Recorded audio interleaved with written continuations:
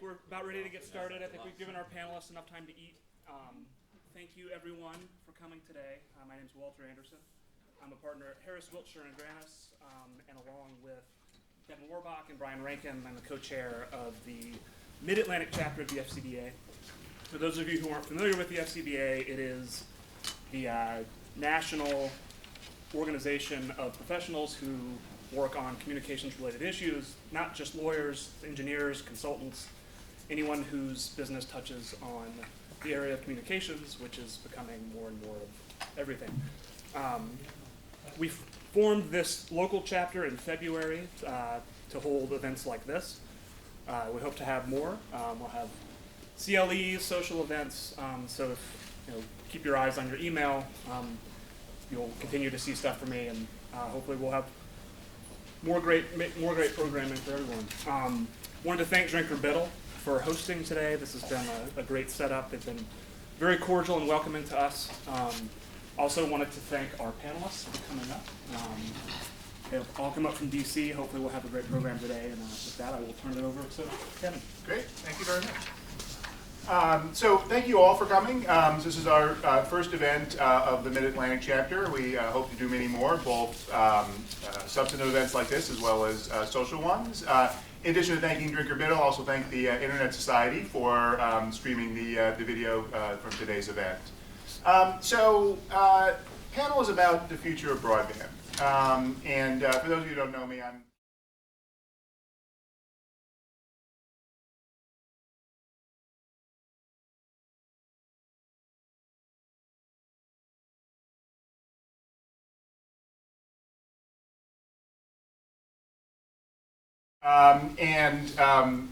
basically nothing has changed, right? That was January of 1998, so almost 17 years ago. Obviously a lot has changed. One amazingly important thing that has changed is now we actually have broadband for a large part of the United States. But in some ways, some things haven't changed. And in some ways, we're still debating some of the same fundamental questions. And clearly, we're not at the end point. Nirvana is not here, and maybe it never will be, because of course, as the technology evolves and the capabilities of the systems evolve, people's demands evolve, and the things that people can use broadband for evolve. But it is instructive to think about the fact that this conversation about broadband in the policy world has been going on for 20 years now. And you think 20 years into the future, that feels like, by then we'll have like flying cars. And yet it's not that long a time. So these are incredibly important issues, and of course, because broadband is now widely deployed in the United States, it's important to so many aspects of our lives and businesses. So we're delighted to have this group here to talk with us. We wanted to make this a broad discussion. So obviously there are some hot issues that are before the FCC right now, which I'm sure we'll get into. But when you think about the future of broadband, first of all, there's lots of different kinds of broadband. And so we've got people here talking about wired and wireless and other kinds of systems. And the other thing is there's a variety of kinds of issues. The future of broadband, I think, really is dependent upon technology, business and financial factors, as well as legal and policy and regulatory factors. And this being the Federal Communications Bar Association, of course, the focus tends to be on the legal side, which is obviously critical in a lot of ways. But we really wanted to have some views and some voices that also spoke to the financial and the technical aspects so that we could have a broader conversation. So that's what we've done here today. Let me briefly introduce the panelists. And if I get anything wrong, they'll tell me, because I'm not going to read this off of a sheet. They all have incredibly impressive backgrounds. To my immediate left, Paul DeSaab. Paul is the telecom analyst at Bernstein Research. Before that, he was the head of the Office of Strategic Planning at the FCC. Before that, spent a number of years at McKinsey Consulting. Next to him is Preston Marshall. Preston is now in the Access Group. He heads up Future Wireless Technologies for the Alternative Access Group at Google. And Preston spent a number of years at DARPA, most notably heading up the XG program, a pioneering cognitive radio program. Also spent some time at the Information Science Institute at USC. He's been working on future wireless technologies for very many years. Next to him is Gigi Sohn. Gigi is the, I believe it's Senior Counsel for External Affairs? Special. Special Counsel, sorry. Well, I'm both senior and special. It's better to be My special than title just says senior. Special Counsel for External Affairs at the FCC for Chairman Wheeler, and Gigi, as most people in the field know, was the founder and CEO of Public Knowledge, one of the leading public interest groups in the area where I also happen to be on the board. And finally, Paul Margie is a partner at Harris, Wiltshire, and Granis. Paul also spent time at the FCC as a legal advisor to Commissioner Copps, and also on the Hill with Senator Rockefeller. And also then spent some time working for the UN Foundation on global connectivity issues. So people who have a variety of perspectives on this, and we look forward to having a great conversation. I'm going to start by asking them some questions, and hopefully we'll get some discussion going, but fairly early on I want to try to open it up to those of you in the room. If we don't have questions coming from you, I'll ask more, but hopefully we can make this as conversational as possible and cover as much ground as we can. So with that, let me turn to the panel and ask if each of you could say a little bit about what's something disruptive that might be coming in broadband in the next, say, 5 years. Paul. Do we have to use these, or is this? I think they'll hear you if you just talk. Yeah, I think you can pick it up. Yeah. Okay. So thank you, Kevin, and thank you all for coming. Thank you for the invitation to be here. Over the next 5 years, I think that, so maybe I'll put in 3 buckets, so technology, supply side, demand side. So I think on the technology side, probably what's going on in wireless is the most interesting. Preston's much more qualified than I am to talk about it, but it feels like there are a lot of things going on in just the fundamental architecture of mainstream wireless networks that could be interesting over the next 5 years, whether that's unlicensed spectrum, whether it's future iterations of LTE, whether it's spectral efficiency going up, whether it's high frequency spectrum being usable at last, whether it's integration with wireline networks as everything goes all IP. There's just a lot of architectural changes, I think, on wireless that could potentially be disruptive there. On the supply side, I think probably the most disruptive thing is actually a business model change. So I think pricing models for broadband are going to change, both on fixed and mobile. So we've already seen in mobile the transition from unlimited to more kind of buckets or usage-based models. I think you're going to see more of that on the fixed side. You're going to see more sort of specialized services, so-called. So charging separately from your data plan for things. Hey, here's $5 a month if you want to watch mobile video, as opposed to having that mobile video burn through your data plan. Probably more intricate pricing relationships between suppliers, so carriers, charging applications providers, those kind of relationships. And then on the demand side, this is more of a, I'm not sure it's going to happen in the next 5 years, but I think it's an interesting question. I mean, I think the question about whether anyone's going to be willing to pay for a gig or speeds like half a gig or something like that, is that something that's actually usable in a way that people are willing to pay for, as opposed to something that carriers are willing to basically give away at similar prices to what you pay for far lower speeds? I think it's going to be interesting. Does some kind of app come along that creates really a demand for that? Great. Okay, Justin. Okay, so I certainly can't disagree that broadband is going to be disrupted by wireless. But I think the question has changed. I think if you look at the question for the last 10 years, or certainly 18 years ago, you might have felt there was some tension between broadband and wireless and coax or fiber and wireless. It's clear the number of consumer devices that are sold with an RJ45 cable is vanishingly low. Pretty much everything we do is going to be wireless. I think the question really is what's the model for wireless delivery? And if you think about wireless today, it's kind of strange. In what other field of utilities do individuals buy at retail, go down to Best Buy, buy part of the utility, install and maintain it themselves? And yet the dominant model for wireless delivery is either an enterprise or an individual getting Wi-Fi. And so say, is it coax, is it fiber, whatever it is, it's either been Wi-Fi as a delivery or it's been carrier-provided LTE. So I think we really have to think about what we're really talking about is what's the partition in the infrastructure between what we think of as a wireless service and what do we think of as sort of the commodity broadband service. Does it end a kilometer away from me in an LTE tower, or does it come all the way to my house and then I self-manage LTE? I think the big challenge as you look forward in wireless is to ask the question of why individuals can deploy wireless capability at less cost per bit and supply it than a large, very vertically integrated supplier can. I think one of the interesting things that's happened here is begins at the root cause of all wireless problems, which is spectrum. If you look, we've had a dialogue in this country for a long time about spectrum, and it's been who do we take it away from and who do we give it to, and how much revenue can Congress raise doing that. I think the PCAST report was kind of interesting from a couple points of view, and I put it in the readings for the CLE. And just people aren't familiar, just give a little I'm context. sorry. What the PCAST President's report is. Council for Advisors of Science and Technology Spectrum report that was about innovation, really innovation economic activity, not about spectrum. It was also my charitable contribution for 1 year. And what it really said is, first of all, we changed the question from taking spectrum away from people, zero sum, which largely fell in the policy domain, because you were taking from one guy and giving to another, and those are not engineering decisions.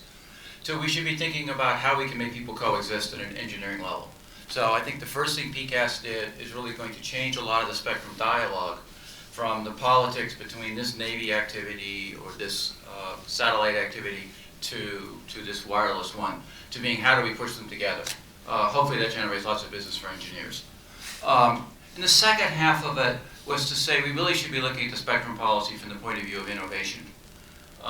Easy to say, and if you look at where have been many of the public talks about administration policy on spectrum, very clearly our Chairman Wheeler's been very clear on that. But Furman from the CEA has actually done a lot of the discussion about how the administration views spectrum. And I think that's a sea change, is to look at spectrum as an opportunity to promote innovation in wireless. Because if we're going to answer this question of why does a bit cost 100 times more when it comes through an LTE pipe than it does through a Wi-Fi pipe, then innovation probably is the answer. So, you know, in PCAST, it really said the way to solve the wireless problem is to create new opportunities. So what other business area, if you want to start a business, do you have to go out and spend $10 billion to buy the asset, wait 8.4 years to get it according to the National Broadband Plan, and then you can find out if your idea works. So I think one of the principles in PCAST was to start thinking about this, or how do we make it venture friendly? How do we make it scalable? How do we make it so people can rent spectrum? So PCAST picked a bit of federal spectrum really as the laboratory for a different business model where you can rent spectrum where it's short term, where we apply COSA's principle of highest and best value, but we do it continuously and potentially disruptively.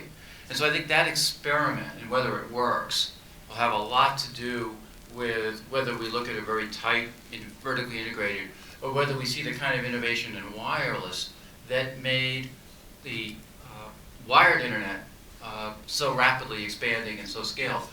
You know, it's true we have competition in wireless, but if you look, really, they all buy from the same suppliers. They all sell the same services. We are 10 years between generations in wireless. So very clearly, we see one business model that creates all the demand that Kevin talked about, this exponential demand. But we have a very different business model in satisfying it. I don't know what the right answer is. I'm not here to say it's this waveform or that waveform or this technology or that. But I think it lies in people having the opportunity to explore all of those. And I think we've opened the crack on that. I don't know whether it will succeed. I don't know whether it will fail.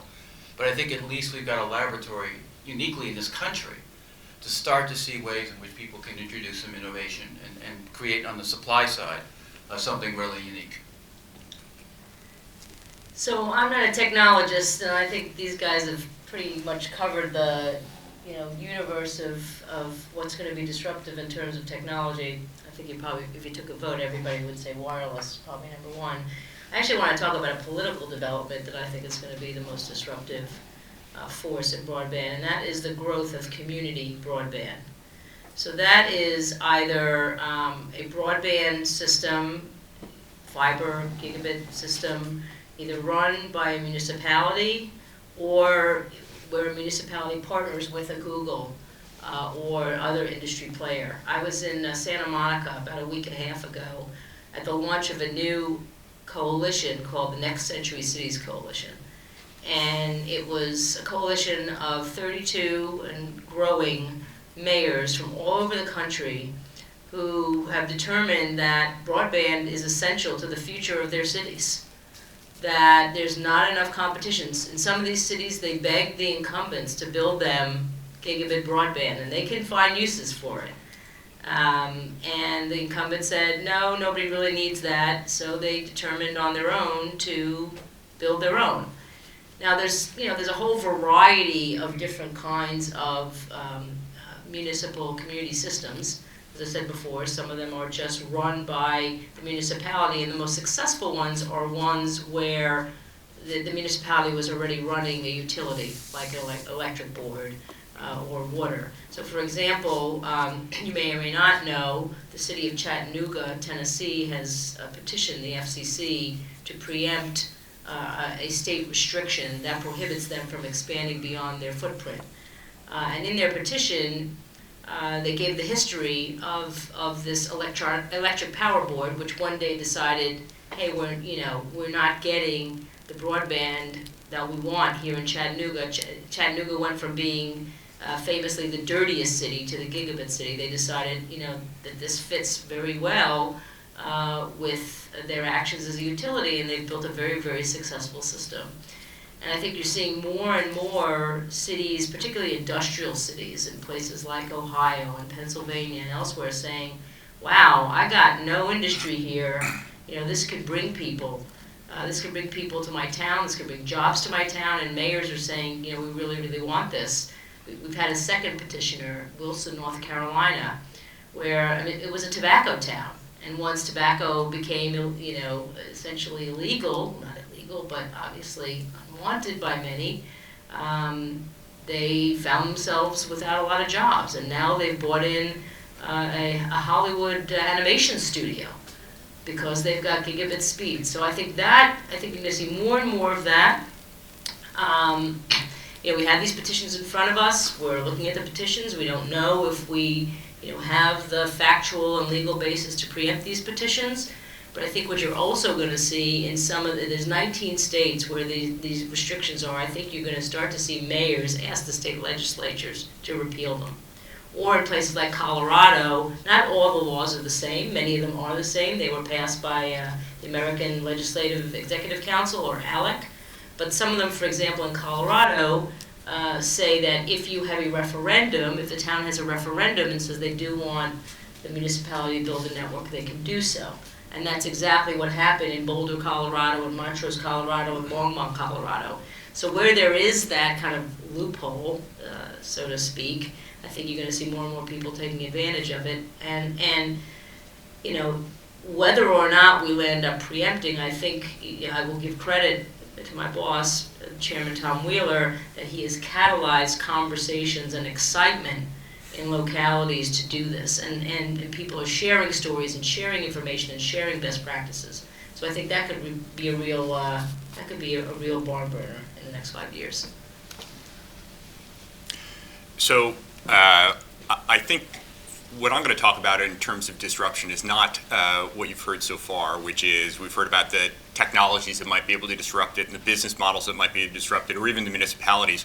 I think I want to take it from the other side is, what could Washington do to get in the way of the people that are doing this? And so I think there are two big things that I could see that either they could do or not do that would help with the critical inputs that whatever these innovators are, either the innovative investors that are in Paul's world or the innovative technologists that are in Press's world could do. And so these two inputs are, first, spectrum. We've heard about that already. So we're no longer in this manifest destiny world where we can just keep on going west and finding new greenfield spectrum. And so as Press described, we now have to expect the government, the U.S. government and other governments, to roll up their sleeves and do the hard work that's necessary in order to develop the technology tools and then the non-technology policy tools that are necessary to get more utility out of the spectrum that we've got.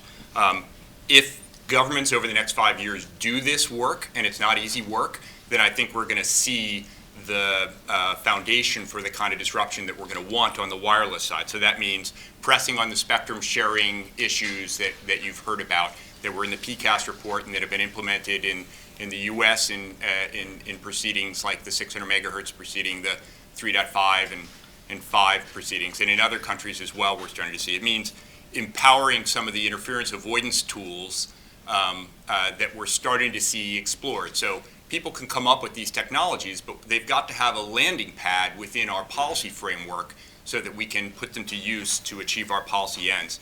And I think it also means, and this is difficult, rejecting some of the not in my backyard reactions that we see when incumbent users of spectrum are not operating in a way that maximizes utility in their particular band. And so, and working with government users also to make this, it's a pretty clunky the way that we work with government users today. And so we're going to have to see what we can do. And I think people on the government user side and on the FCC side are working hard on that. So some regulators around the world are walking down that path, and I think that's going to pay dividends, and some are not.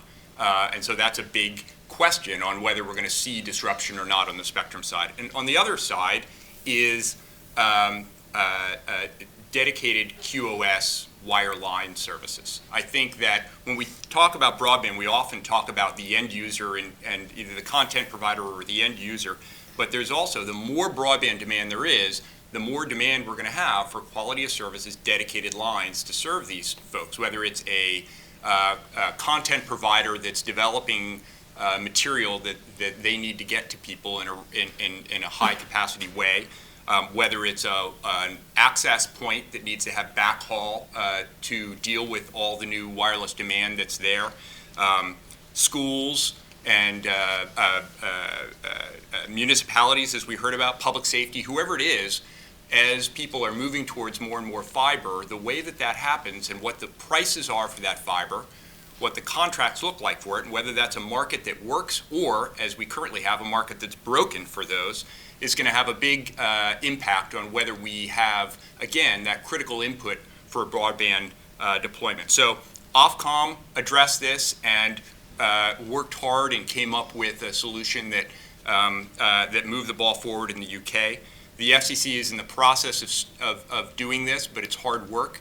And some countries, again, are doing it and some are not. And I think that the jurisdictions that work hard on these two issues are going to create the foundation that they need for some of the disruptions that Paul and Press talked about. And the ones that don't are going to find that they wish they did. All right, so let me jump off of a couple things that several of you said. Let me start with, so Gigi mentioned the municipal entrants. Let me open it up more broadly to everyone. So just how significant will non-traditional players be? And if they are significant, that's, Google is an example of a non-traditional entrant in broadband. If other companies and cities and cooperatives and so forth are a bigger part of the ecosystem, what does that mean in terms of the public policy? Because the established companies, the Comcast and AT&Ts and so forth, know how to talk to the agency knows how to talk to them, but it's different potentially with these other kinds of actors. So who wants to go first? Yes, I guess I started, I think for me, on the infrastructure layer, I don't think there are going to be a lot of new entrants. I don't think it's going to change very much from the sort of large companies that we have today. As you go up and you say, look, there are other people at different layers who are still important and still have perspectives and their interactions matter, then I think part of the trouble is actually, I'm probably maybe one of the few people in the room who doesn't have a law degree, so let me talk about jurisdictional authority. I think one of the issues is the jurisdictional authority of the regulation is still very much on the carrier side.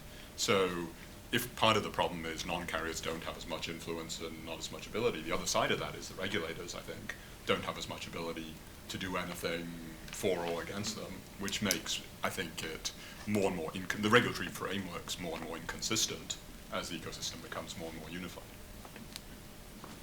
So I'll just do that from the spectrum side. I think one of the key principles we wanted in PCAST was to create transparency of opportunity for wireless. It is very hard to navigate the regulatory framework. Light Squared came in, and of course it's very famous, billions of dollars of wealth was flushed because of sort of a hidden easement, if you will, that maybe no one even understood was there. So I think the issue is not just the regulatory process, but to create some certainty for people that that investment in innovation and new business models will actually survive. So creating an open framework where we create a micro market that looks somewhat like Google AdWords in the spectrum, where you can see what's available, you can see the pricing of that, you can see the demand for it, and you can have some certainty that resource will be there when you need it, will do a lot. I think one of the problems we have in wireless is a massive amount of uncertainty. If you are a large carrier and you have X hundred megahertz of spectrum, then fighting over 15 at auction doesn't create massive uncertainty for you. If you have 0 and you want to think about an investment strategy, then the difference between 0 and 15 is an awful lot. So creating a framework that is open, has relatively little uncertainty, happens fairly fast. You may not get it for free. You may not get it. But the process will be quick. The process will support your understanding the business model. So I think it's both removing part of this out of regulation, as Paul mentioned, and also replacing that with a lot of certainty and visibility that we just don't have for this fundamental resource. You can buy towers, you can understand towers, you can understand backhaul, you can understand power, but the key resource in innovating in wireless is really very muddy. I guess I'm not sure the problem is with the regulatory framework as opposed to lack of will to actually regulate. But whatever the reason is, I do think that, what we're seeing, look, I didn't want to give the impression that every town and every city in the land is going to have community broadband, all right? There are some cities, not a lot, but where there's plenty of competition and the locality doesn't feel like it's necessary. But as my boss pointed out in a speech about a month and a half ago, he said, 25 megabits per second down, 3 up was table stakes for broadband in the 21st century, and that 75% of the country had either a choice of none or one provider. So as our lives become sort of more and more, dependent upon this resource, and I think, if I could, I know we'll talk about net neutrality at some point, but I think the reaction on net neutrality is not so much about net neutrality. Okay, it's about people seeing rising prices, lack of competition, increased consolidation. It's other anxieties around broadband and the knowledge that they need to have it in order to participate in a 21st century economy and society. So I do think that, regardless of whether the framework is right or whether the will is there, if communities feel that they are not getting what they deserve in terms of what has become an essential resource, I don't want to use that word utility because that sends people up, through the moon, but people are depending on it, people are going to try to find it somewhere else. And you do see where Google has, not even where Google has come in, but where Google is threatening to come in. All of a sudden the incumbent says, oh, I can do a gig, I can do it, where, 5 days before they said, oh, you don't need that. So it's all good. Like, competition drives better service, drives lower prices. Another thing that's in this Chattanooga petition, you see that, once the EPB started their service, the competitors' prices just plummeted. This is all good. And when you have competition, my boss believes, and obviously I agree with him 100%, you need less regulation. So, I think it will have a salutary effect whether or not we have the right laws or the right regulators. So I think there's innovation in municipalities and non-traditional players in the ways that we've been talking about in the provision of a real commercial service, but there's also innovation on other uses of broadband by these communities that I think we sometimes fail to think about. And you mentioned I had worked at the UN Foundation, and one of the hard lessons, what we were doing was we had this fund and we were trying to invest in the use of technology to try to address humanitarian goals in countries around the world. And one of the things we very quickly learned was the projects that worked were the ones where there was a pre-established need that maybe had nothing to do with technology, and you use the technology to drive down cost or to increase efficiency rather than if you build it, they will come type approach. Now, it may be that the if you build it, they will come type approach is also really good, but I think there's some examples that we have in municipalities around the country that took that other approach, which is let's take something that has nothing to do necessarily with technology and try to use technology to solve that problem. And so education maybe is the number one issue here, and Chairman Wheeler has talked about this a lot recently, but when I worked for Senator Rockefeller, we were working with a set of schools in West Virginia where the majority of schools didn't have a single internet connection to the school. And now, not that long later, we're talking about a connection to every classroom in the E-rate program. And then earlier this week, Apple announced they're going to do for 100 schools in the 96% lunch or above category, a connection to every student in every school. That's a huge amount of progress, and it's very lumpy. You'll see some schools and some school districts that are doing it well. You're seeing some that are kind of doing it well, where they get connectivity right, but then the use of that connectivity, they're not doing well. And so I think we're seeing a lot of innovation there. A second category where this is the case is in the use of technology and broadband for emergency response. And so, again, a generation ago, this was not done. At best, you would have emergency responders themselves who had connectivity after a big storm. But now we saw in places like Sandy, companies and municipalities working really hand in hand to try to bring connectivity to emergency responders in using Wi-Fi, for example. I know we're in Philadelphia. Comcast did a huge amount of work in using its Wi-Fi network during the storms to integrate consumer response and governmental response. And that just didn't happen before. And again, some states are really good at it and some are really not. And then the last one is on municipal services. You're starting to see some really innovative things done on the use of broadband for municipal services. So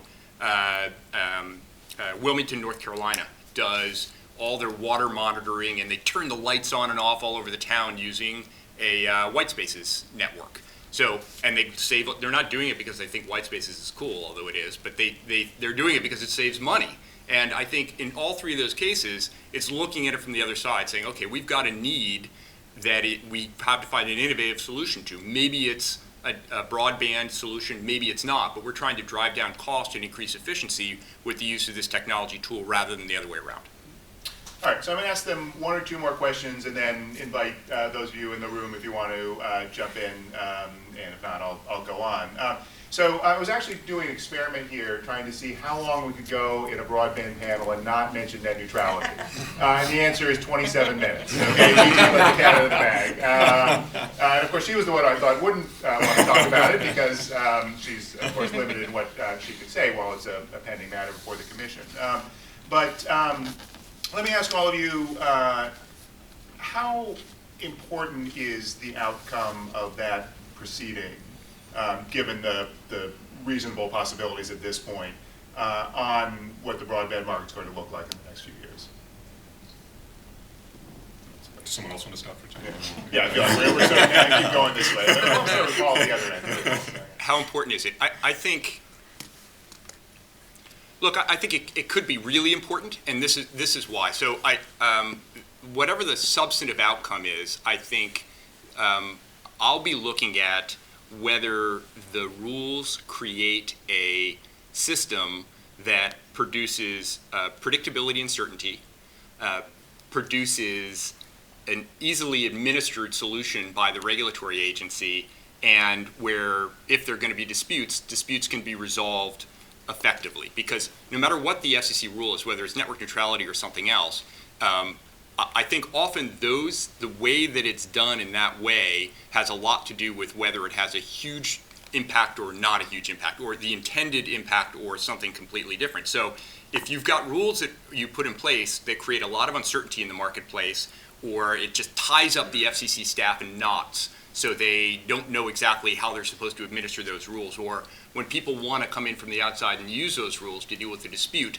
they don't know how to do it, or it takes a lot of time, or it's produces a huge number of complainants, and the defendants don't know exactly what their responsibilities actually were, then you're going to create a troubling outcome. Now, that may sound a little bit like a dodge, where I'm not trying to say what I think the substance is, but I think it's not, because when I look back on when I was at the FCC at the stuff that we did wrong, it's often more in that vein.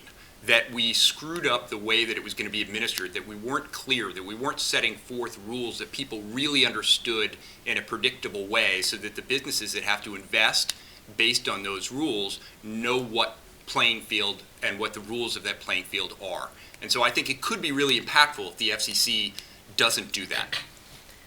So the chairman is a student of history, as he says many, many times, and it is amazing the history he knows, particularly when it comes to the Civil War and World War II. Those are his two sort of big historical moments. But it does amaze me sometimes how people forgot what happened in 2010 and sort of the result of those rules.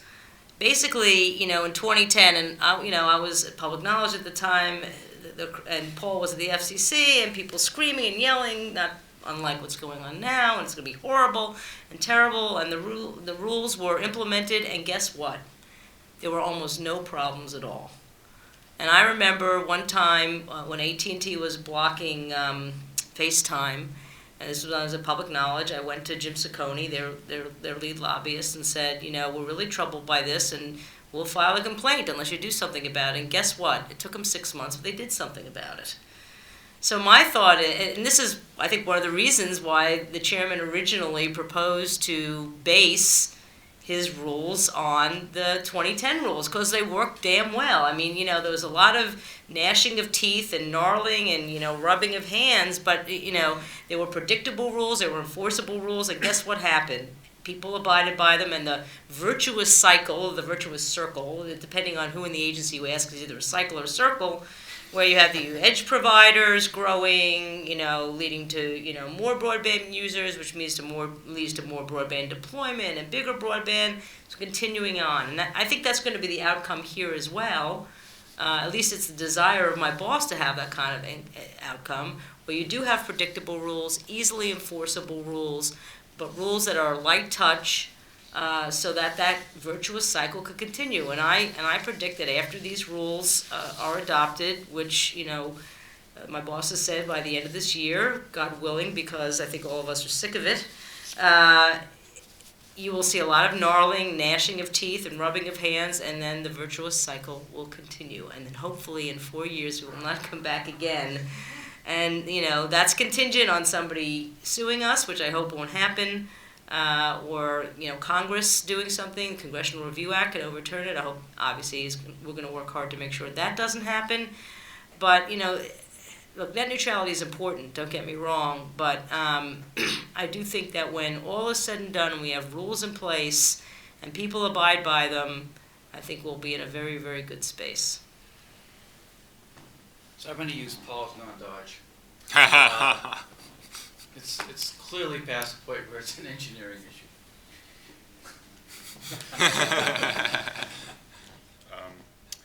Look, I think part of the problem with the net neutrality is, to answer your question, different people are trying to solve different things with net neutrality, so there's no clear definition of the problem. So if the question is, does it matter? I think it matters for different people in different ways because they're trying to solve different problems. So is this a business model problem? Is it a legal jurisdiction problem? Is it a what's the content of the rules problem? Really varies a lot, I think, amongst the different groups who have an interest.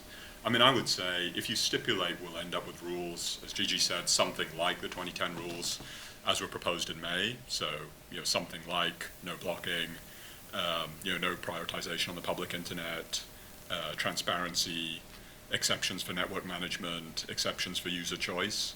If that's roughly the substance of the rules, then I'm not sure that the debate at the moment, which seems to be more about the legal justification for them, really makes any difference to your average consumer or your average business model. What about to your average investor? So you're out there talking to investors. How much concern are they expressing to you, and what are you telling them back in terms of the impact of this on stocks? Well, it's interesting. We found this in 2010 too. I think Title II has become something of a radioactive phrase for investors, I think, and people are nervous not necessarily because of what Title II is or the content of it, but more because of fear that that leads to price regulation. And a lot of investors, I think, base their investment thesis on the cash flows from increasing broadband or price increases. And so if in any way that's constrained or there's uncertainty around it, then it becomes an issue where maybe what you're assuming the current value of the stock is not the actual value. So I would say that's the one area where people are a bit nervous. Now, whether that should play into any discussion of the policy outcome is a separate question. Does anyone else want to comment on that? I'm sure we'll probably get more on net neutrality. But okay, so I'll leave it there for now. So a couple, both Pauls, I think, in your opening remarks talked about pricing and sort of non-traditional kinds of application, non-traditional kind of business models. And so if we do see, especially not just on wireless, and maybe more so on wireless, more usage-based pricing, more non-unlimited pricing and caps and so forth, what will that do to the sort of adoption levels and innovation levels in the market? I mean, I can start with Gigi. I mean, is that something the Commission is concerned about? Yeah, absolutely. Yeah. I mean, again, there's been, no decisions made. Obviously, what our rules say will have a lot to say about, whether these particular business models are discriminatory or anti-consumer somehow. But look, it's all very much up in the air. You go to some developing countries and you have zero rating systems that, get more people online, and that's a good thing from a social perspective. Whether that works in the United States, I don't know. Does everyone know what zero rating is? Zero rating is, yeah. So, yeah, So it's basically, so in Africa, I think in Africa mostly, or in South America, there's something called Google Free, which basically doesn't count against your data limits. Okay. T-Mobile has their Music Freedom Plan, okay, which, they think now they have 8 music services that you can listen to, and it doesn't come under your data plan, okay? And their argument is, hey, this is how we compete with the big guys, AT&T and Verizon. This sets us apart. Our customers like it. So, I think we'll be asking ourselves, whatever our rules are there, do these pricing mechanisms, does even discrimination, are they socially beneficial? Is it completely impossible to have discrimination? Look, the Janikowski 2010 rule said, look, we're going to look very unfavorably on paid prioritization, but we're not going to ban all discrimination.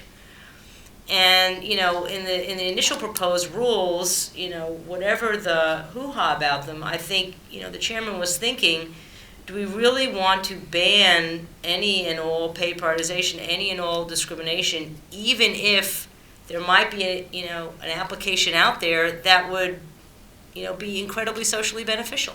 How rigid do you want those rules to be?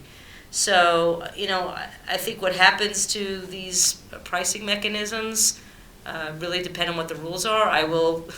Paul wrote a great note on Title II and price regulation. I can tell you, without a doubt, my boss has absolutely no desire to price regulate, and I can't. Somebody once said to me in the building, well, when Hillary Clinton's, FCC chair comes and wants to price regulate, I'm like, I don't think so. I think that one is really out of the question, regardless of people's anxieties about, competition and prices. I think that ship has sailed and, gone to the other end of the earth, which I pretty much, Paul's note says that. So I just want to put a note on that one. So, it's an interesting thing. We've talked here about all preferential pricing and all, and the focus has been on the wireless delivery. So the bulk of the infrastructure is actually fixed. I mean, we all know how little does it take to go from the cable modem or your Fios box to a wireless router. It takes about $30-40 at Best Buy when they're on sale in an hour to set it up. And that's all it takes to make things go wireless. The rest of the infrastructure is exactly the same. So, a lot of these problems are artifices of the fact that we just don't have a really flexible last 300 meters or last 100 meters. And a lot of them go away. If we can solve sort of why do I have this real problem for stuff that's delivered over an LTE interface? And yet, over Wi-Fi, I have none of these problems. That's not to say Wi-Fi is better or not, but we have these two totally discontinuous delivery models in wireless, and we worry desperately about the one that we perceive to be very scarce, even though technologically and functionally and architecture-wise and cost structure-wise, they're exactly equivalent. And so, if you look out this a bit, that kind of discontinuity can never survive long-term in markets or in technology. We have to think that either one comes up or one comes down. I certainly think if we open up spectrum, we do the kind of things we talked about, then the LTE one comes up. You know, PCAST's argument was, one of the fundamental arguments of PCAST was, all of wireless changes as they move from having built out a network, which is coverage, which we have long since done, that was amps, and we moved to capacity. I'm no longer thinking about kilometer hops, I'm thinking about 30 meters. The exact same fixed infrastructure supports the capacity as supports coverage, and the exact same kind of technology. So I think you also ought to think about a lot of the problems of network neutrality as really being artifices of the fact that we haven't really changed our view of wireless from coverage and low frequencies are better and high frequencies towards the fact that actually every one of us is building out these very dense networks that have cost structure and operational similarities to Wi-Fi. They may be built with different technologies. But that's the model we'll have in 10 years, and it really does change the economics of wireless and a lot of these issues about prioritization. So then would you bet on more prevalence of unlimited pricing for wireless going forward? I think you have to have a goal. So the motto in my team is that we should enable wireless without metering. You know, whether we get there or not, I don't know. But you got to put out a stretch goal. Got to put out a stretch goal. You know, and we do see that. No one meters Wi-Fi. You know, if you have a plan with a carrier and you get free Wi-Fi, you use free Wi-Fi. You do whatever you want. You get that exact same download over LTE. It might only go 100 meters, just like the Wi-Fi did, but you don't have it metered. So none of this is technology. This is just the fact we've developed two completely different markets for wireless, one driven from premises up, one driven from infrastructure down. The infrastructure is the same. The costs are the same. We just sort of have viewed them as two different markets. One can't believe that that is a problem that will survive a decade. So, I mean, I think if you come back to first principles, look, if broadband is going to be run by the private sector as opposed to by municipalities, let's say, then this is a business by definition that has very high fixed costs and very high capex, right? These are companies that spend 15% of their revenue, you know, something like AT&T and Verizon, $20 billion a year on capex. Some of it's just maintenance, some of it is new, but whatever it is, that's a lot of money. And so what are you trying to do with your pricing? You're trying to get a return on your invested capital. That's a fundamental problem you're trying to solve as a private company, right? So then I think there's two then maybe observations that are worth making, right? So one is, I think there's a poll, right? So the kind of nirvana of fixed cost businesses is to variabilize your pricing, right? Because if you're making revenue based on usage and your costs are basically fixed, then every extra dollar is pure profit, and that's great, right? On the other hand, it can't be the case that if you're continuing to invest capex and you're not making enough on your revenue, you're not getting a return. So that's sort of the other pole. And somehow with your pricing models, you're trying to get some balance in between them, right? So it can't be the case that people say, I don't care that my app burns through a ton of bandwidth. You know, it's not my problem to provide the network. Somehow there's a feedback mechanism. Now that feedback mechanism may just be how consumers pay, right? So I'm paying metered broadband, therefore I choose not to use the more bandwidth intensive app, and that provides a market signal. Maybe it's an upstream price signal directly, where the infrastructure providers are charging the apps providers for interconnection. Don't know, but I think there's a lot of room for experimentation if you stipulate that's kind of the problem that people are trying to solve. I think on the other side of that coin is just standard kind of business school pricing question, right? I mean, as you get to selling a good, which is not just an on-off binary commodity, but which people get different degrees of value from, and therefore people are willing to pay different amounts for, then that's necessarily a pricing question, right? I mean, because then you want to move your pricing from sort of cost-based pricing, right? I'm just charging to get a return on my capital, to value-based pricing, right? You get a lot of value out of this service. I would like to price it in line with the value you're getting. And again, I think particularly as we move to charging for apps, as well as charging for connectivity, or we get to embedded connectivity as part of the app or device, there's a lot of room for innovation in the pricing models there. So I guess I would say it seems that within the problems that people are trying to solve, and within sort of very standard private sector, how do you price, how do you make a return on invested capital kind of problems, there's a lot of room. I think we're entering a period where there's a lot of room for innovation and experimentation. And some of it will work, and some of it won't, right? I think you think about how the transition has gone in the wireless industry from unlimited to something that's generally, I think most people aren't unlimited anymore, right? It's some kind of pool plus access or some kind of, you know, AT&T customers thought they were on unlimited, but they well, weren't. but then less of a pricing issue, right? But look, I think that transition seems to have gone reasonably well, right? Because I think people see that they're still getting value out of it. On the other hand, I think in Canada, when they put caps in on the fixed side, it was kind of a disaster, right? Because the fixed caps were put in at a level which kind of cut off people's usage straight away, and they felt constrained, and it didn't go so well. So I think, again, it's an area of innovation, and people will try things, and some will work and some won't. I don't think the lawyers talk about pricing. Well, I talked about law, so it's like, you know. Okay. Let's open it up. Does someone here in the room want to jump in? If not, we can talk more. I want to give you all a chance. Yeah. And I'll repeat the question just for people on the screen. Can people also identify themselves? That would be really helpful. Sure. Kim Scoville with the NG911 Institute. Public safety is obviously our mantra, and I'll get to maybe something about that later. But you hit on something, I don't know quite how to frame it, the qualitative aspect of what people are getting. AT&T was one example, and then I just read, I got to be kind of serious with my glasses on.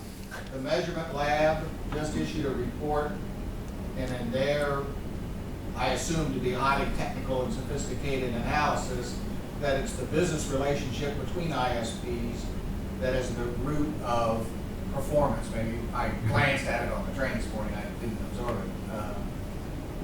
But does either a net neutrality plan or regulation or no regulation in any way, shape, or form impact things of a qualitative nature, whether they be demonstrated by not knowing what the definition or knowing what the definition of unlimited is, or the fact that it's according to these folks, the inner workings of the mechanism of how ISPs connect with each other that is the primary driver of whether or not they have a quality experience. Does regulation reach to anything like that? Should it? I don't know the answer.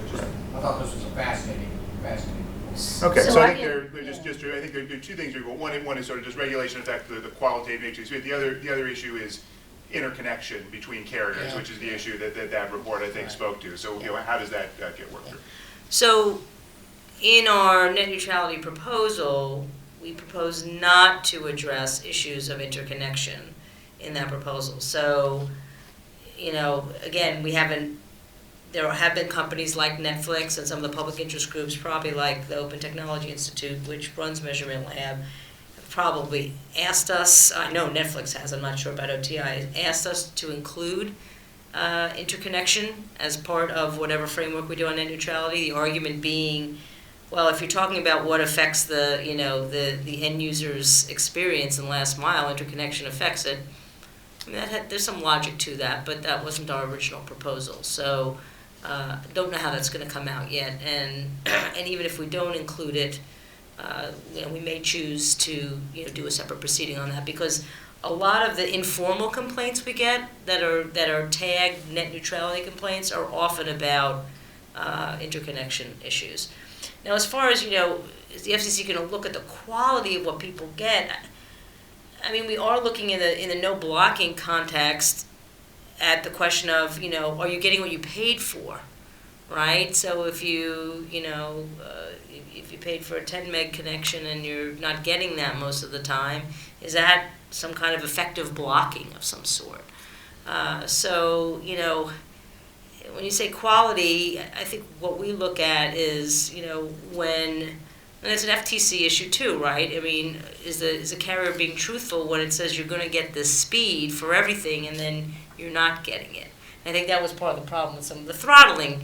The customers and my boss wrote a letter to Verizon about the same throttling problem where they start to throttle unlimited users, basically informing them after the fact. So, there's two questions. One, is it a kind of an effective block? And two, is the carrier kind of really telling the truth in its advertising about what it's delivering? Right. And just to be clear, the AT&T action was a Federal Trade Commission action, Right. not an FCC action. Well, no, we had a role, Okay. but they bought the lawsuit. Okay. Let's put it that way. Okay. They had a bigger role, Okay. which is a whole nother issue. Okay. Yes. Okay. Does anyone else want to respond to that? Okay. Yes. Hi, Jonathan Pincus. I write for the Daily News on Gigi. Hi. I remember you from years ago. And I'm throwing these I questions. told you I'm senior and special. I'm throwing these questions at you. A couple of questions.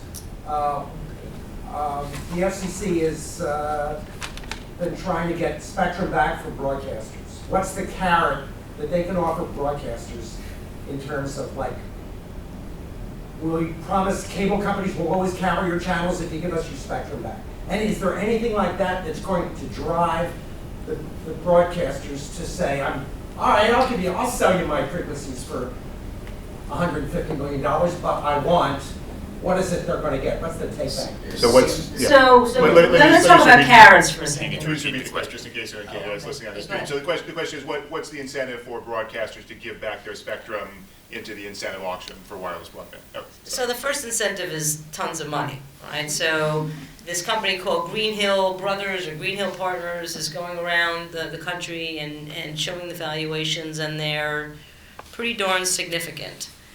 But the other thing that we've been pushing, and a number of months ago, the chairman went to Los Angeles for a demonstration of spectrum sharing. So just if one option is you could just turn in your license and say, see ya, I'm going to Vero Beach and building a house and I'm retiring. Another option is to continue broadcasting by sharing on another spectrum. And in that case, you get retransmission consent rights and you get must-carry rights. So, you can have your cake in terms of, lots of money, and eat it too if you want to continue being a broadcaster. So we're selling both. So is spectrum sharing the model of, like, taking a digital channel that can do 4 channels and 2 of them are mine, and then I lease you the other 2? Yep, it's one that public broadcasting is looking at very seriously. You look at Washington, D.C., you've got 3 public broadcast stations in the market. They all need 6 megahertz of spectrum, which is, they're able to do, 5 or 6, standard definition feeds. Maybe 2 of them sell, and they had a huge pot of money, and they could all continue broadcasting on, on 1 6 megahertz allocation. So I think, despite the best efforts of some, I think a lot of broadcasters are saying, I at least have to do due diligence and see whether this is for me. And I give a lot of credit to my friend Preston Patton, who runs a coalition of the willing. The broadcasters willing to consider selling the spectrum back, because needless to say, in order for this spectrum auction to be a success, we need an awful lot of broadcasters and an awful lot more than are stepping up right now. But we feel confident that once broadcasters do their due diligence and see what the options are, they'll take advantage of it, and it'll be to everybody's benefit. Paul, so you want to weigh in on what you think the prospects are for the incentive auction? I agree. I agree with what Gigi said. I think it's difficult in advance.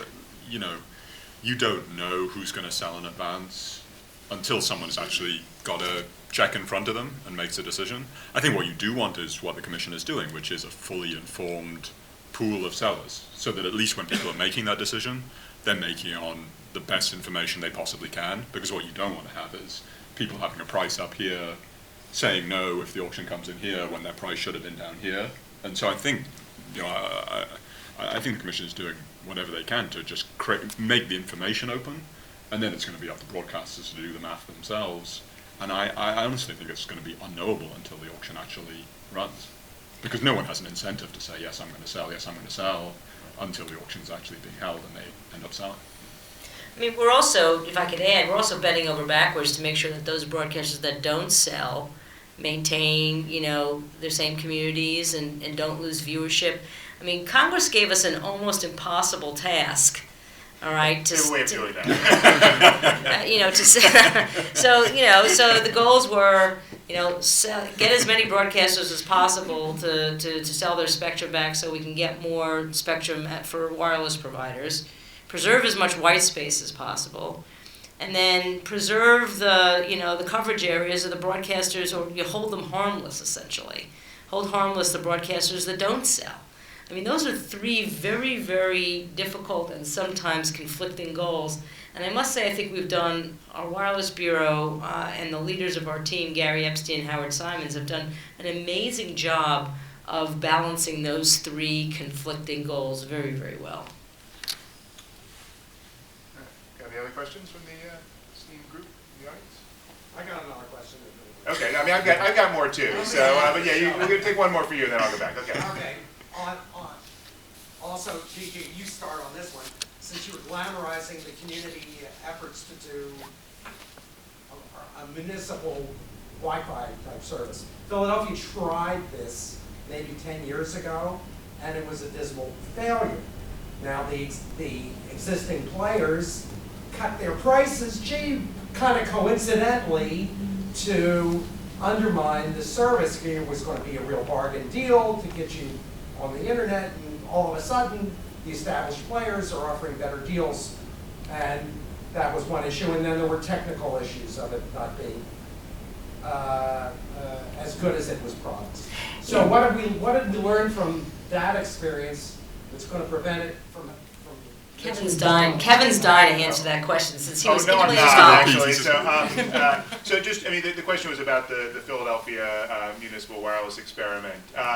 And yeah, I actually was hired by the mayor's office at one point when they realized this was a failure and they were going to sell the network to an investor group, which they eventually did, and that group wasn't able to make a go of it either, so they eventually sold it back to the city. So I don't have an answer to that. I mean, that was not a municipal broadband plan like the ones Gigi was talking about. The Philadelphia project was basically an attempt to create a competitor to the wireline broadband players in their existing footprint, with not necessarily a better service, but just a Wi-Fi service, and also an effort to provide subsidized low-income connectivity. I think it had a lot of potential, but like a lot of things in Philadelphia, it was, oversold and then underdelivered in the process. So there were issues about the city, there were issues about Earthlink, which was the provider that won the license. And then a bunch of things happened, including their CEO died and they changed their business model. So there were a lot of specific things that happened in that case. The other thing was, as you said, it was a number of years ago. Technology's come a long way, the business has come a long way. So, I think it's a good cautionary note that it suggests that municipal projects don't always succeed. But there's a lot that they missed out with on that. I remember talking to the CIO at the time who was promoting it, and I said, just sell this as a way of doing municipal services better. Do this as a way of connecting up the police cars and the building inspectors and all that kind of stuff. They were spending millions and millions of dollars buying cellular data cards for people to do these city services, and they said, well, no, what we really care about is competing with the broadband providers that are out there, and so I think that was a mistake ultimately. So that's my take on Philadelphia. Yeah. So I'd like to put a plug in for spectrum policy here, although this is really a markets issue. If you think about municipal Wi-Fi, by and large, they've had two choices: either become a heavyweight carrier and spend billions of dollars getting exclusive use of spectrum, waiting 8 years to get it, and all of those impossibilities, which we could keep going on, or they use Wi-Fi, but designed to be retail used, independent, standalone, not managed, not in the right spectrum, anyone can interfere with you. And those are really two stark alternatives, so it's not too surprising that neither one is good. I think the FCC, in moving forward on the 355 band, is introducing the first option that fits between them, where you can go out and rent somewhere between census blocks and perhaps even census tracts, very small amounts of spectrum. You pay for the year by the year with some right of renewal, so you keep your capital investment, but you're not stuck with this thing for all perpetuity, and you don't have to pay for it for all perpetuity. Where the rights of a municipal provider or a private network provider are the exact same rights as a carrier gets. Same power, same watt, same interface, same channel, so they can compete on an even basis. And where there's a large body of technology that's available commercially to manage those networks and to put them together seamlessly. Whereas Wi-Fi was built to sell to individual owners based on a really big number on the box you buy at the big box store, not to form a network.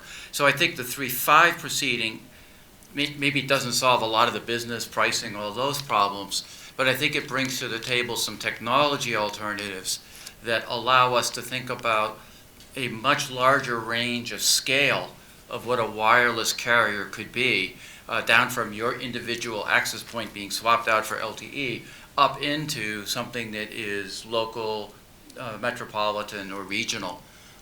Whereas today, the only alternatives are really at the largest metropolitan areas and the auction blocks, and billions of dollars of capital investment. I mean, I think the same venture-friendly thing that allows for innovation for different commercial business cycles does enable the use of these kind of networks. Whereas today, it's not surprising that it just can't work technically. If I could just add, I think a lot of lessons were learned. There were a bunch of failures around 10 years ago around what was essentially municipal Wi-Fi. And I think the communities learned from them. And while in the sort of the community broadband space, there have been a handful of failures, the vast majority of systems are successes. And there's a website on a map on the website of a group called the Institute for Local Self-Reliance, which will show you the hundreds of community broadband projects that have been built, that are being built, that are being planned. And as I said before, it's an idea whose time has come. Look, just like private initiatives, public initiatives will fail. That's the way it is. You have circumstances like Kevin talked about, or other circumstances. But for the most part, this is an idea that is growing and is with far more successes than failures. And I think, like I said, what happened 10 years ago was a learning experience for cities who weren't really ready to do these kind of projects. And look, I'm not sure Philadelphia needs a community broadband project. I don't know. I don't know the competitive atmosphere here. But it's not an answer for everybody. But again, for smaller, medium cities, although cities like Seattle are looking very seriously at building them right now. And there are different ways to do it. It's just, they got to find the sweet spot. Right. Jim Sachs at Technically Philly. Continuing the community broadband theme, what sort of industries or what sort of players would really want that? What sort of businesses would benefit from having that sort of, the massive,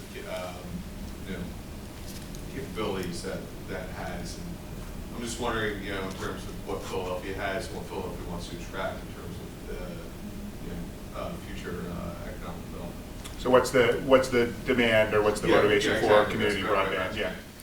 So I'll give you an example, again, back to Chattanooga, Tennessee. Volkswagen moved there. And in fact, Volkswagen is dying for them to expand, which they cannot because of this restrictive law, to other cities nearby so they can build more plants there. I mentioned before in Wilson, North Carolina, if you're in the entertainment business, you need gigabit speeds. If you're in the healthcare business, right? Preston, you may know more about what's growing around in Kansas City around the Google Fiber project there, but any high bandwidth application, there's this great project. It's a public-private partnership. Actually, Comcast is part of it. It's called US Ignite. And their entire raison d'etre is to find applications that need gigabit speeds. And I spoke at their conference in Northern California a couple months ago. We've got everything from, personal exercise to telehealth to manufacturing. Look, the whole 3D printing revolution, you need that kind of bandwidth for some of the files. I mean, obviously, surgery, remote surgery. I mean, anything that's a high bandwidth application, a lot of video. What's the new HD? What are we up to now? 4K. At 4K, right? I mean, there are a lot of applications. So when people say, well, nobody really needs it, most people use email, and that may be true today, but tomorrow and even now, I was at a meeting at the White House a couple days ago with a bunch of rural folks, and they were talking about, some of them were from communities where they don't have a hospital. So one woman's kid broke, her toe, and the only way that they could get it, they could figure out what kind of surgery or not that the kid needed was to, send the x-rays or send the MRI files by high-speed internet. So it really empowers rural communities particularly to have these kind of gigabit speeds, and we're investing in what we call the rural broadband experiments in high-speed scalable broadband in places where you would never imagine they would want it or need it. but they really do.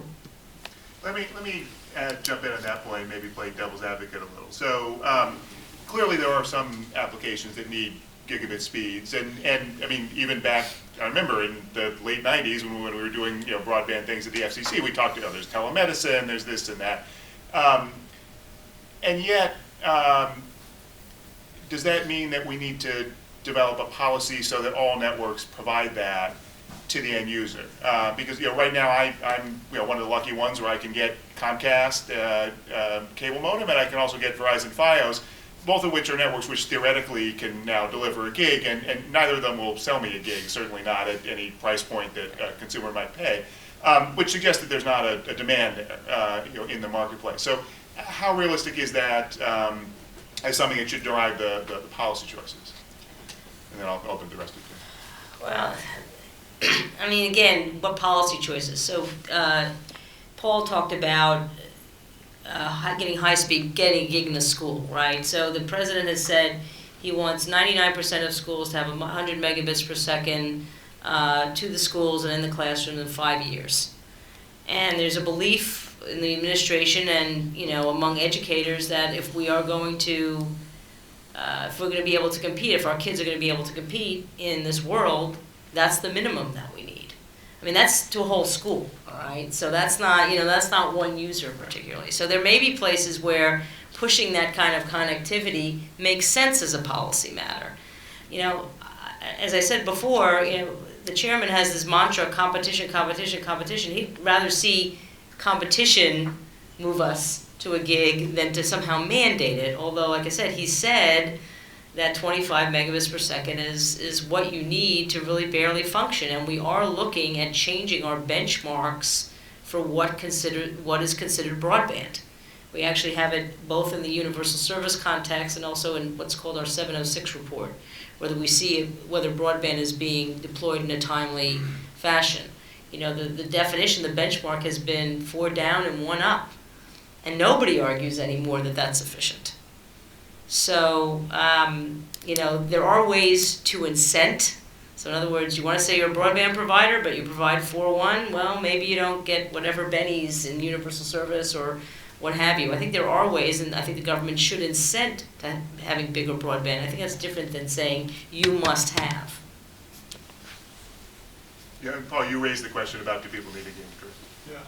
So I think about it maybe in a bit of a segmented way. So I think, if you think about large business, national businesses, Fortune 100 multinationals, they can pay for dedicated connectivity. For 20 years, phone companies and increasingly cable companies have been more than willing to sell you a pipe to your new factory. I don't think it's an issue there. I don't really think it's probably an issue for most consumers or small businesses, or startups, right, who are not going to start up on day one, need a gig probably. Where I worry more is in that middle market, that sort of 45 to a few hundred employees, school with a few hundred pupils, 30 employees in 4 different locations. Those kind of businesses where you can imagine applications where you want to exchange information between your branch locations, where you could do something on the internet if you were able to send your blueprints in high def to your factory somewhere else, where it may not be as easy to get or to pay for the dedicated connectivity as if you're a very large corporation. And I think that mid-market, for me at least, if I was thinking about sort of city policy, it's that sort of mid-market and the corresponding schools and government institutions where it feels like maybe they're falling, they're sort of falling through a little bit, and there's maybe an opportunity to help. Whether that help, though, is running the network yourself, providing incentives for other people to come and do it, is a separate kind of what's the role of government kind of question. Whether you want to put money into it compared to all the other priorities that the city has, schools, homeless shelters, roads, again, I think that's probably a question for the voters, right? So even if you decide on your target segment, it seems not totally obvious what you would want the government to do. Preston, what's Google thinking about in terms of what the applications are going to be for these networks? So I think one metric might be, how many of the things people have done that are cool in Kansas City or Provo did they think they would do before the fiber went in? And I think that what we've shown historically, the one thing we do know is we've never been right on bandwidth. No one has ever built a pipe that 10 years later wasn't completely filled. Remember when DSL was fast, Kevin? Maybe you and I, the two here, might remember. When DSL came out or the 56K modem. The fact is we've always filled it up. applications do not lead bandwidth. Applications follow bandwidth. It's a lagging indicator. So if you think about over-the-top TV, as the chairman recently talked about, over-the-top TV to 5 different TV sets watching different things, and on 4K TV, which I saw that with $1,000 in the store recently, so I'm getting one. You know, you put those together, and we're pretty soon we're getting into the 10th or so, and you really shouldn't use more than 10% of your bandwidth, and we're creeping up there. And just say why there's a little technical piece you slipped in there, but why I not mean use about more buying than- the TV sets? Hopefully No, my wife no, is listening. No, but why not? I mean, why not use more than 10% of your bandwidth? We know that the quality of service in these systems goes down. So a gigabit, right, at Google massively over provisions it. But commercially, as you push the limits, you're not going to get good performance there for video and such. So we are rapidly approaching the 100 megabits second for very conceivable applications. And that's before we've had a responsive market. Those are just markets that exist. And what we've really seen is markets become responsive. No one's going to put a 100 megapixel on a camera because you won't be able to upload it anywhere. But with gigabit you can.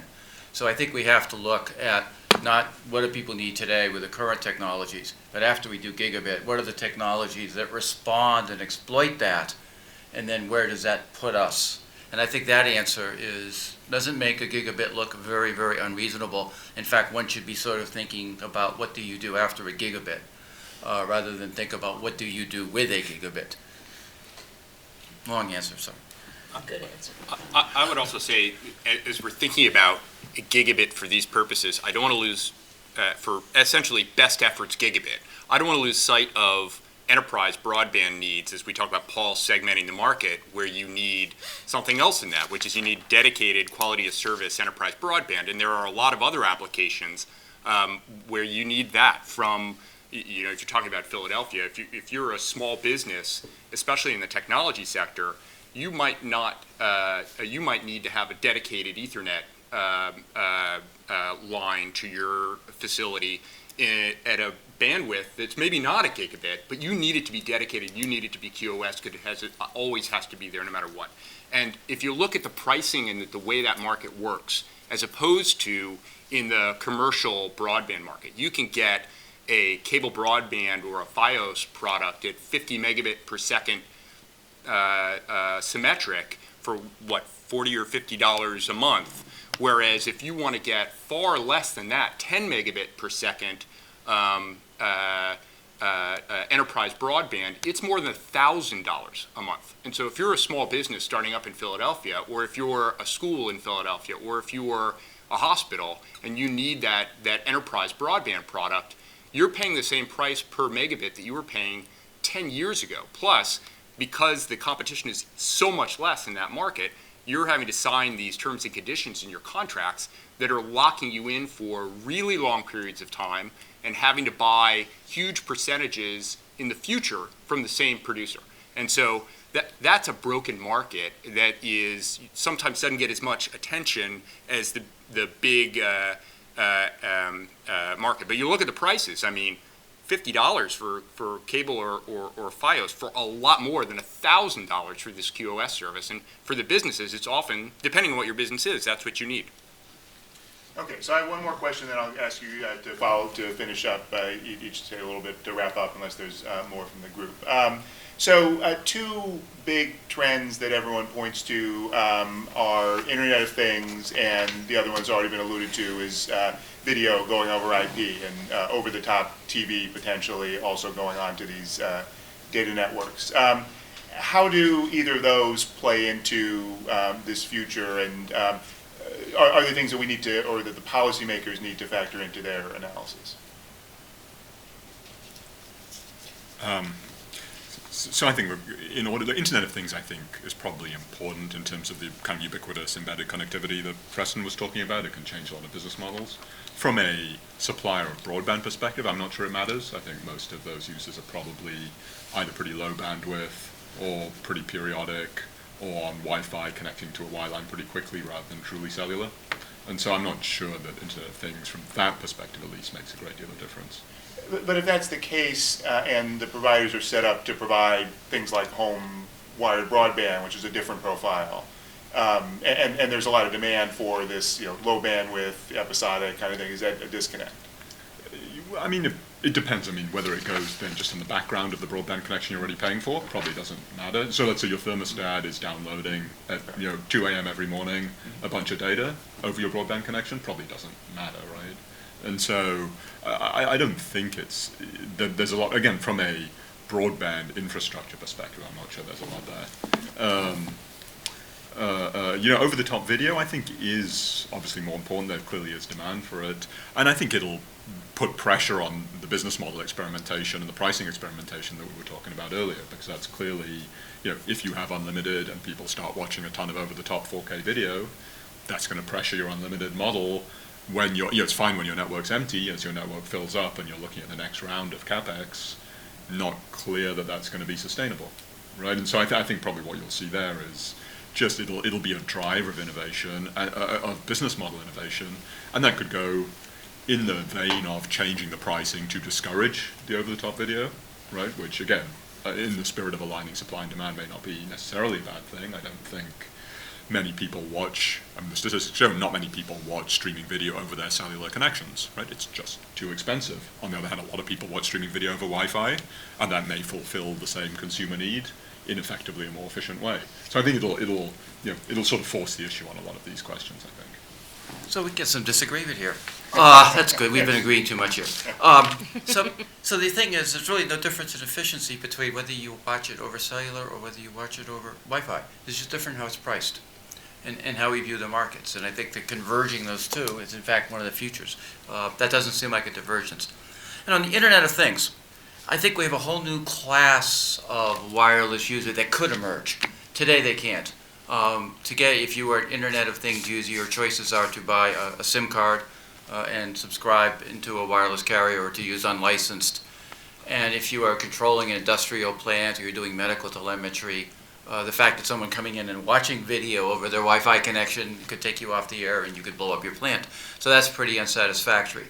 Again, I'll point to the FCC's proceedings in 355 and the idea of contained access facilities that they have in there, and the opportunity for people to buy small amounts of spectrum as creating an opportunity for sort of decentralization of wireless infrastructure and network ownership.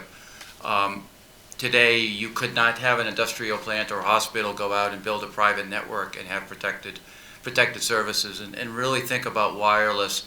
If we think about the grid being pushed out to the edge, we don't have any equivalent wireless model for that. And I think that proceeding opens that opportunity to think about small private networks. People have knocked on the FCC's door to give them spectrum for medical body area networks, and the amount of spectrum they got is pretty small.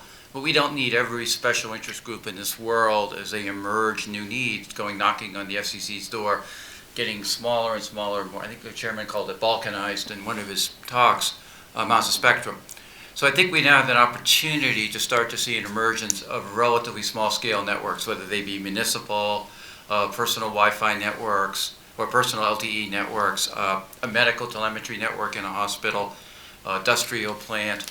So I think there is a new possibility here, and I think it's one that we uniquely evolve in the United States. So I think it looks kind of interesting from the point of view of innovation. We clearly see that wherever the first national market is where the stakeholder is in that technology. We did Wi-Fi here, somewhat by accident, but pretty much all those companies are US based. So I think here's an opportunity to really innovate and to think about new business and technical models aligning in this Internet of Things space and trying to be a decade ahead of the rest of the world. And I think the current regulations are starting to open up some opportunities to do that maybe didn't exist 2 or 3 years ago. So I think the video market, and I think this is common wisdom, at least among folks inside the Beltway, that the video market is really due for a shakeup. And you may have seen that we circulated an item a couple days ago that said that if you provide sort of subscription-based linear programming over the top, you would get the same rights and responsibilities as other multi-channel video providers.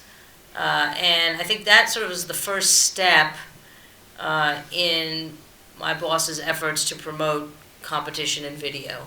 You know, I remember when we were first starting out, he said, you know, after he had been confirmed, you know, when you work for the FCC, people come up to you in very odd places and want to talk to you about telecommunications.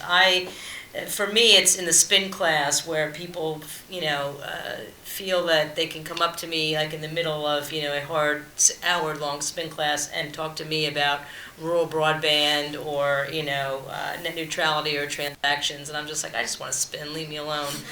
But my boss gets this 10 times, right? And he said, at the beginning, he said, the biggest complaints I'm hearing are about cable prices. So I think he wants to do, and you know, there are lots of reasons why cable prices are high. Obviously, you know, programmers are charging, you know, the price of programming, and you have bundling and tying and all kinds of, you know, all kinds of things. And I think he sees this as the first step in an effort to try to bring more competition to the video space. Needless to say, you know, the National Cable and Telecommunications Association, which represents all the big cable operators, was not particularly happy, and we started to hear from at least one group representing minority interests that, you know, this will lead to a la carte programming and therefore the death of minority channels, which is what we heard when Kevin Martin was the chairman and he was pushing the idea of mandatory a la carte. And my response to that person was, you know, I do believe there will always be a desire for the bundle. There will always be people, a not insignificant amount, who just, you know, want the 100 channels tied up in a bow, you know, but as inevitable as that is, I think some move towards, if it's not actual a la carte programming, but some kind of a la carte tiering, I think is also inevitable, and they both can coexist. So I think this, you know, some people are treating it like, you know, it's like blown up the whole video market. I think it's significant. I don't think it's that significant, but I think it's first in a number of both policy and business decisions to try to give the consumer more control over what they watch. So I'll go back to IoT, and I think there are two parts of that which press alluded to. The first one is the broadband part, and I agree on the spectrum side and the need for some spectrum innovation in order to create that foundation. There's 3.5, as we talked about, and I think something that's really critical there is that this middle ground would allow an industrial use of IoT to have the level of protection that Press talked about without the huge capital expense. That's really important. But then also this gets really into the nitty-gritty of the item soon, because the size of the area then matters a ton. If you really are just interested in your factory, then if we are licensing, as we typically do now, over an entire city, you're never going to do it. Even if we're licensing over an entire census block, right, that limits your ability to do it. And so I think that the FCC has an opportunity here, again, back to my first comments, to build the policy infrastructure that we need for the next generation of these technologies, to say, why do we do it that way? Do we really need to always do it that way? Couldn't we allow people to define their area themselves in a way that would mean that they are buying only what they need in terms of spectrum, and therefore that's good for them, but that's also really good for their neighbor, because then their neighbor can do it in the same way. And so I think we have a big opportunity at 3.5. We also have an opportunity at 600 megahertz with the incentive auction, because there we have much, for unlicensed, we would have access to much smaller channels than maybe we're used to for unlicensed. You know, at 5 gigahertz, we're talking about 160 megahertz channels. Here we're talking about 6, megahertz channels.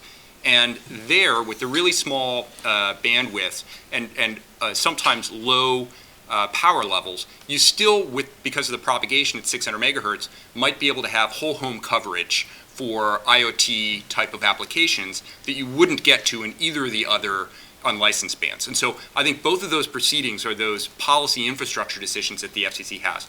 And then one last point, which is, you always hear about the FCC needing to be technologically neutral, and that's great.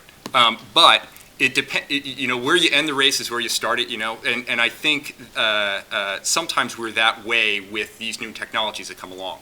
If we say that all of our non-broadband type regulations are going to apply to every new class of technology equally meaning the same way that they applied to the last type of technology, then we're going to make big mistakes. And if we say, okay, IoT, which is cheaper, connectivity is different, batteries or power is incredibly important, processing is really limited, and we're going to say but you have to have your own internal GPS, and you have to be able to do all the things that we expect of a fully functioning cell phone, well, you're going to kill that market. And so we have to be careful that the mantra of technological neutrality isn't really, you have to do what yesterday's technology has to do. Right, or leveling the playing field, Yeah. I think is another statement you Yeah, hear we're a just lot. about out of time, so if anyone wants to just respond and make a final comment, go ahead. Yeah, Preston. So, just on Kevin's point, I think we were the I'm not ones- Kevin, Paul. I'm sorry, Paul, I'm sorry. On Paul's point, I think we're the ones who push most for census tracts. The people who would really benefit from that don't even look at FCC proceedings because they can't imagine being in the business. So I think this whole process is a weakness that only the current players play. And it's really hard to get the guys who will benefit 2 or 3 years down to come into the field. And I also think part of the FCC's concern is, do we really want to auction 1 million things? Yeah. So if Google point of view, we auction, gosh, how many AdWords placement in a given second, eBay, similarly volumes. But I don't think the government's ever thought about itself running millions and millions of transactions. It's such different processes. And I think we're really afraid of the kind of scale it takes to really give people the ability to buy these scalable slices of technology, be they in space, time, or spectrum. All right, so we've come a long way. I started us with 17 years ago, and now we're looking into the future with Internet of Things and some of these trends. It's been a fascinating conversation. Thank you all so much for coming up here and doing this with us. Great, and thank you all for coming, and look forward to more FCBA Mid-Atlantic events in the future. Thanks, thank you. That was great.